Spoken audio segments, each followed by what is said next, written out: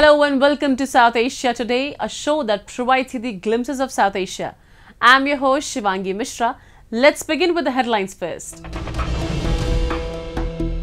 Cinegoers enjoy houseful cinemas in Kashmir.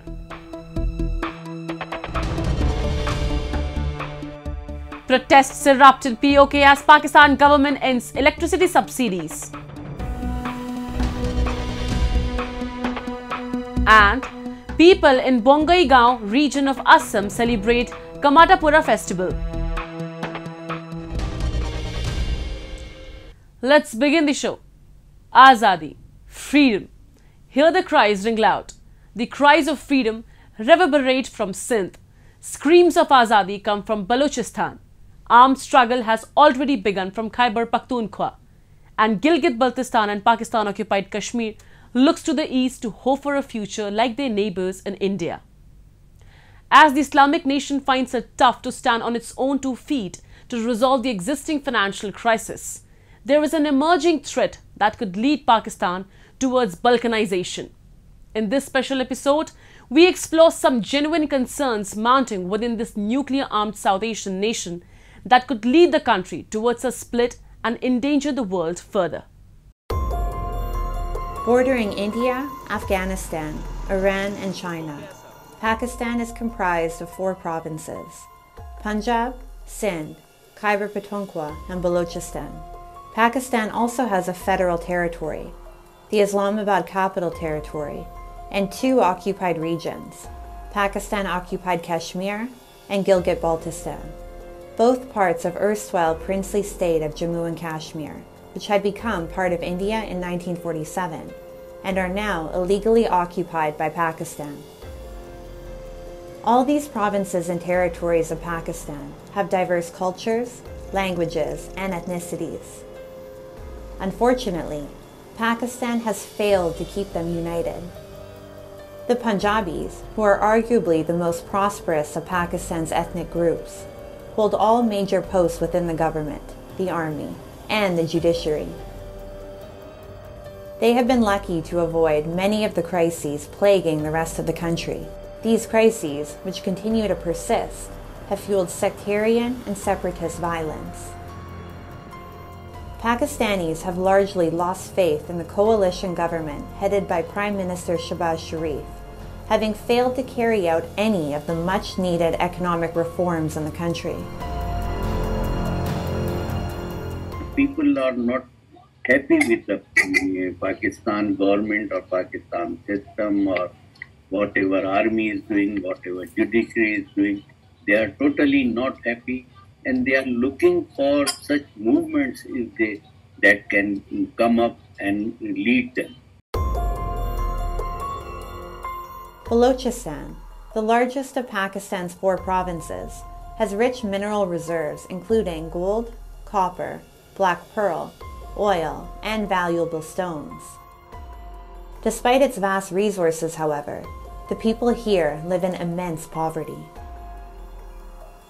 The indigenous Baloch population call Pakistan an occupier, as the region was sovereign before it was forcefully annexed on March 28, 1948. The ongoing separatist movement in Balochistan has led to an increase in cases of enforced disappearances, extrajudicial killings, and tortures. The educated Baloch youth and intellectuals remain the first targets of Pakistani security forces.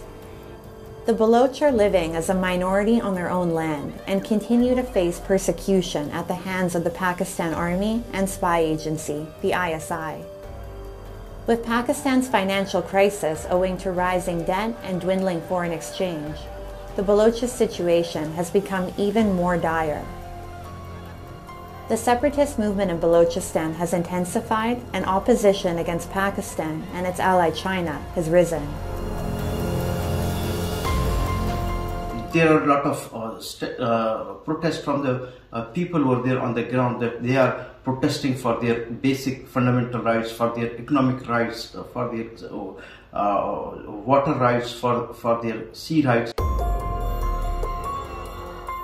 The pro-independence movement in Pakistan's Sindh province is also escalating. In 1972, Sindhi political leader GM Syed, proposed the formation of an independent nation for the Sindhis under the name Sindhu Desh. The movement for Sindhi language and identity led by Syed drew inspiration from the Bengali language movement. Today, several pro-independence organizations like GA Sindh Qawmi Mahaz, World Sindhi Congress, and GA Sindh Freedom Movement have gained a wider support base within Sindh and international platforms. The Sindhis, who can trace their roots to the ancient Indus Valley civilization, have realized that remaining integrated with Pakistan, their future will be uncertain and under threat, and thus voices for a separate state have gathered steam. Facing discrimination, extreme poverty, and loss of their Sindhi culture and language, the people in this part of Pakistan are determined to fight for their right for freedom. Cinema, a potent medium for exchanging ideas, reflects changes in societal values. Beyond providing entertainment, it inspires young people to pursue their dreams and hopes until they come true. The administration in Kashmir has taken several initiatives to promote movie culture in the valley, and in return, enthusiastic cinegoers are giving impressive response to them. Take a look. Waiting for an advance booking, these cine lovers standing at the ticket counter of Srinagar's Inox multiplex are keen to get information about the next seat availability. Huge crowd has thronged to the city's only multiplex, which has created an entertainment drive in the valley. As Kashmir is again opening up to films, ticket sales do reflect a valley eager to return to cinemas. Enthusiastic moviegoers are happy to watch their favorite actors on the big screen in their hometown. First time हमारा यहाँ पे experience रहा तो बहुत ही अच्छा रहा और पिछले 3-4 दिनों से हम बुकिंग कर रहे हैं तो लेकिन बुकिंग नहीं हो रही है. हाउसफुल सभी शो जा रहे हैं और कैसे भी करके हमने आज अपनी टिकट एट द एंड निकाल ही दी. तो फर्स्ट टाइम यहाँ पे 32 साल बाद यहाँ पे सिनेमा यहाँ पे ओपन हुआ है तो बहुत ही अच्छा लगा और लोगों को यूथ को ज़रूरत थी इसके लिए. With the coming up of the multiplex in Srinagar, Kashmiris are getting a chance to experience the magic of giant movie screenings in darkened halls after more than 3 decades. Bringing back old memories of crowded cinemas in Kashmir, completely packed shows in the multiplex are now leading the way for socio-economic revolution in the valley. आज मैं देख रहा हूँ यहाँ पे 2-3 दिनों से बहुत ही मतलब टिकट नहीं मिल रही है यहाँ पे. हाँ, हाउसफुल है यहाँ पे. 1-2 दिन पहले ही कुछ न्यूज़ चैनल पे देखा था मैंने कि हाउसफुल का बोर्ड लगा था यहाँ पे. तो बहुत ही खुशी हुई कि डे बाई डे के सिनेमा यहाँ पे भी ग्रो अप हो रहा है, मतलब कश्मीर में भी ग्रो अप हो रहा है. Located in Shivpora locality of Srinagar, the Inox multiplex was inaugurated by the Kashmir administration on September 20th last year. The 520-seat multiplex is owned by a Srinagar-based Kashmiri Pandits family. It took them nearly 5 years to get the multiplex built. It consists of 3 movie theatres and a food court, which promotes local cuisine. To highlight Kashmir's art and design, a Kashmiri wood, Khatam Band, is also used in the lobbies, giving it a Kashmiri cultural look. Provided with several facilities along with central heating system, the multiplex is always geared up for coldest weather conditions, and it has brought cheers to cinema lovers. Cinema culture बढ़ रहा है sir, और जितनी जल्दी यहाँ पे बढ़ रहा है उतना मतलब जितनी जल्दी लोग यहाँ पे सिनेमा कल्चर को टेक ओवर कर रहे हैं. इट्स रियली एक देखने वाला लायक चीज़ है सर. तो हाँ, बढ़ रहा है और लोगों को समझ भी आ रही है और लोग ऑनलाइन बुकिंग भी चालू हो गई है. फिर आके यहाँ पे कैसे करना है, क्या करना है, वो सब समझते हैं sir. Movies are deeply ingrained in the valley's culture, and the return of cinema has revived the latent enthusiasm towards movies among the youths. The government is taking several initiatives to revive the cinema in Kashmir, and there is a plan of establishing a film city too. New policies are also being made to make the region an attractive destination for film shoots. Similarly, to make Kashmir a happening place, work on several other projects is going on to fulfill the necessities of social and entertainment spaces. Looking at the way forward, the potential of the entertainment industry in Kashmir seems to be immense in the coming days.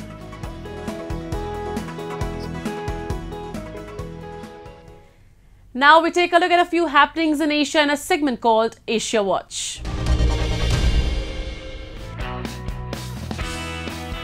Witnessing the unfolding events in Turkey and Syria compelled Iraqi man Ibrahim Habib to donate to quake victims. Meanwhile, in Baghdad, Iraq's civil defense forces prepared to send a team of 35 people to aid in search and rescue efforts in Turkey. The plight of hundreds of thousands of people left homeless by earthquakes in Turkey and Syria grew more desperate, with many in need of food and other essential items. The death toll from Monday's quakes passed 17,000 on Thursday across both countries. It was the biggest natural disaster to strike the region since 1999, when a similarly powerful quake killed more than 17,000 people in Turkey.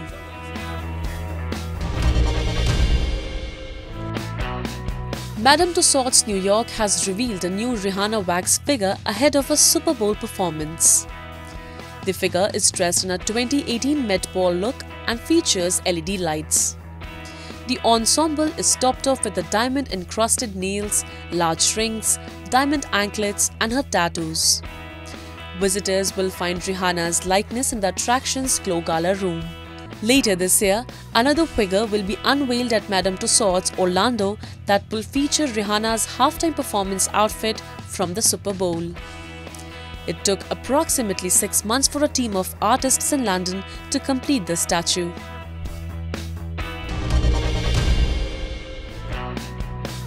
Developing realistic sounds inside the car can be relaxing as well as fun. Japanese company Yamaha Motors is developing noise regulation system called as Alive 80. This Alive 80 works together to gather information of the number of engine revolutions, degree of the accelerator, speed, and so on. Based on this information, comforting sounds are developed for cars and is provided to the driver. This EV car runs quietly. This sound device allows the driver to feel a sense of exaltation. Companies around the world are coming up with systems that are regulating noises outside cars. Under these conditions, Yamaha's invention is expected to spread globally.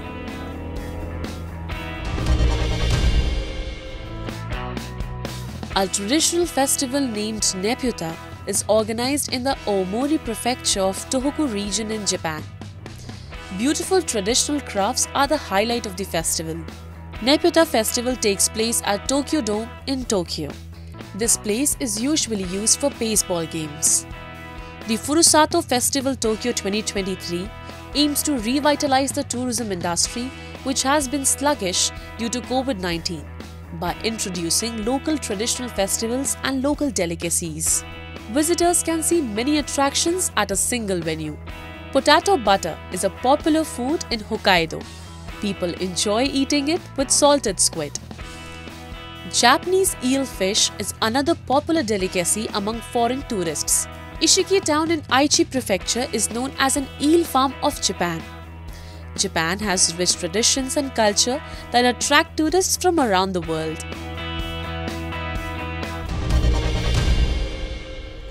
Moving on. Almost every region in Pakistan-occupied Kashmir is in the grip of anti-Pakistan protests. While some areas have been rocked by anti-inflation protests, others have taken to the streets for not receiving their fair share of rights. Residents in the occupied regions have often accused the establishment of meting out second-class citizen treatment to the people. Well, the accusations are not just unsubstantiated. The government's own policies corroborate the charges of discrimination leveled against them. One such example is the government's recent decision to discontinue providing electricity subsidies to the people of POK. The illegally occupied region of Pakistan-occupied Kashmir has plunged into darkness thanks to the government's decision to end electricity subsidies. People who were already deprived of nearly all welfare schemes have now been thrown under the bus under the pretext of measures being taken to rein in the compounding economic crisis. People in Pakistan-occupied Kashmir were already out on the streets against the exorbitant prices of wheat flour, and now they have been dealt another major blow in the form of electricity subsidy cuts. Kashmir-based activists have lambasted the Pakistani government, saying it was mandated by the United Nations to provide subsidies on at least 52 items and services, but the government was systematically taking those rights away from the people of Pakistan-occupied Kashmir. Pakistani Prime Minister Shehbaz Sharif has taken a unilateral decision to cancel the subsidy on electricity that was given to Pakistani occupied Jammu Kashmir, and this subsidy is not a charity. There are 52 items on which the United Nations has directed Pakistan to give Pakistani occupied Jammu Kashmir a subsidy. One after the other they are cancelling those subsidies unilaterally without even discussing it with the POJK government. Humanitarian situation in Pakistan-occupied Kashmir has consistently been deteriorating over the years, and the government, which is supposed to defend people's rights, has been directly involved in the commission of crimes.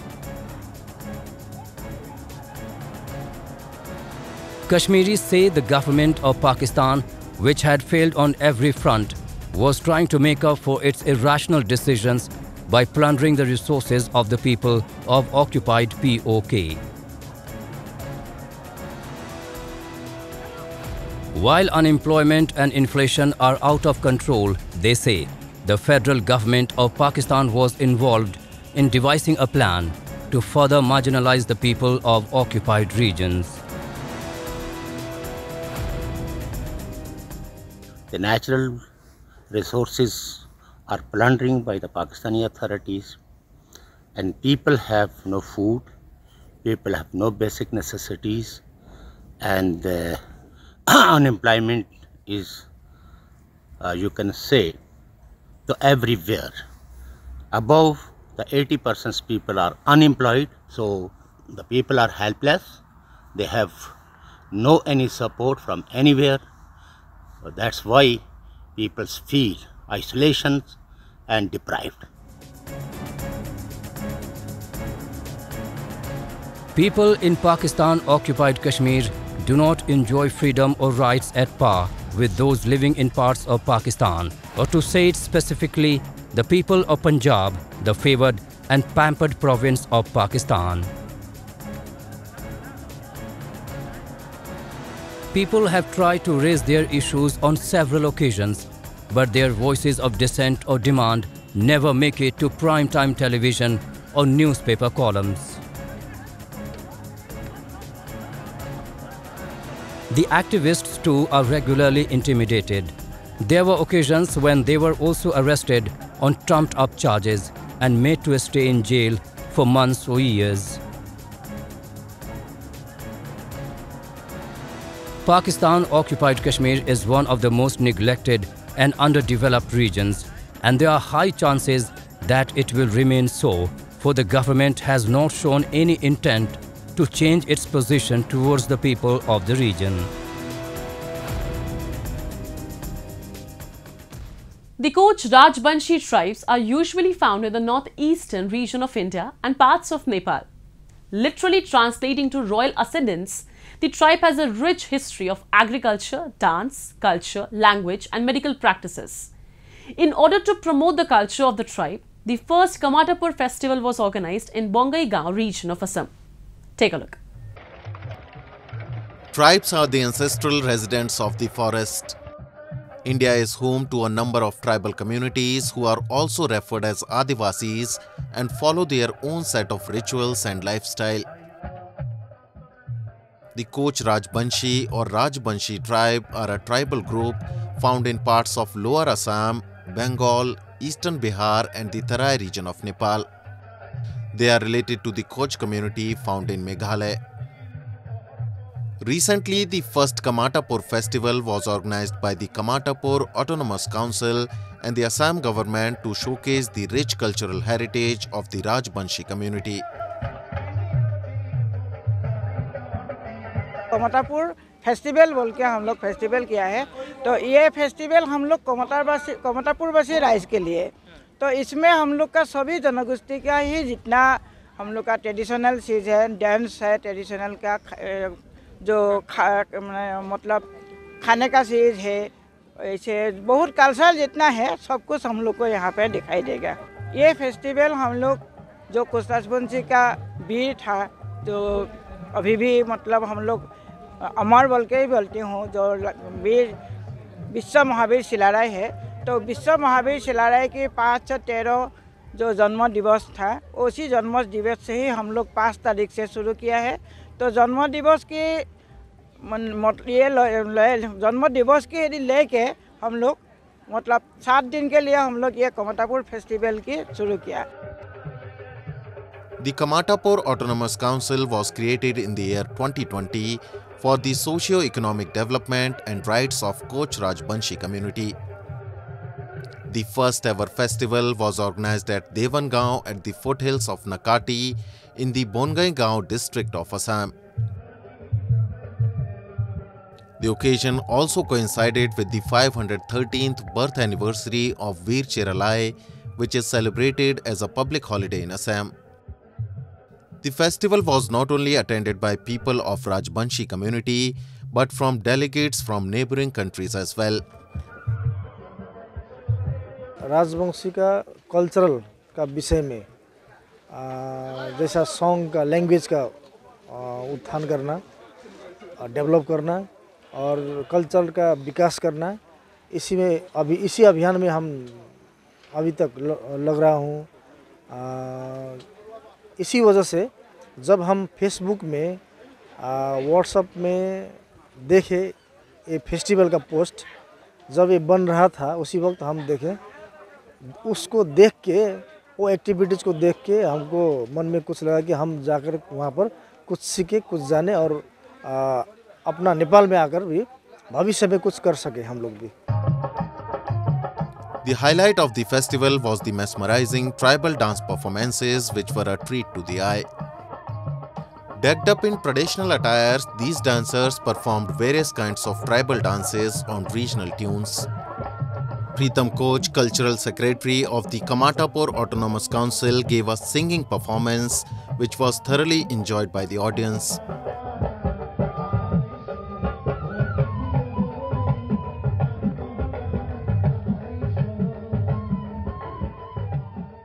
प्रकार तो बहुत है, कवालिनी, कुसान, हुदुम, कार्तिका, बासी पुराण, बास नृत्य है, सोनारा नृत्य, sundry नृत्य, मतलब सब कुछ मिलके हो जाएगा। 30-40 आइटम हो जाएगा। अभी जो मैंने परफॉर्मेंस किया इधर वो है हमारा कुसान नृत्य।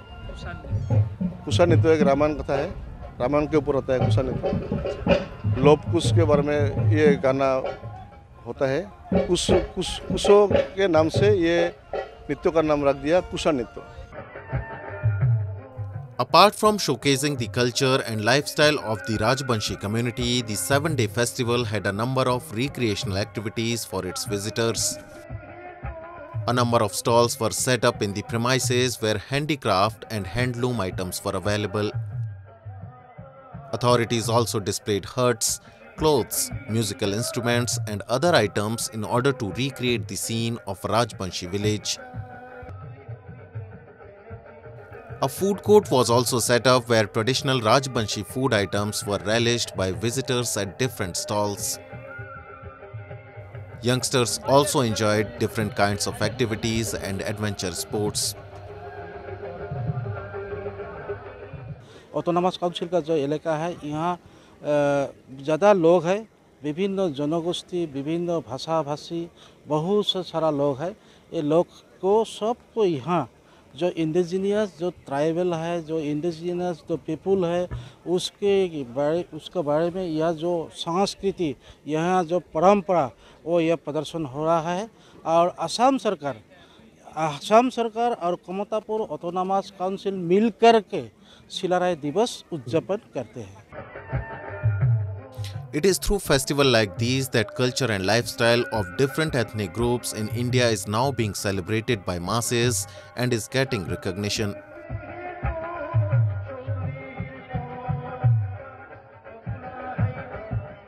It's time for me to wrap up today's episode. We'll be back next week at the same time. This is Shivangi Mishra signing off on the behalf of the entire production team of South Asia Today. Goodbye and take care.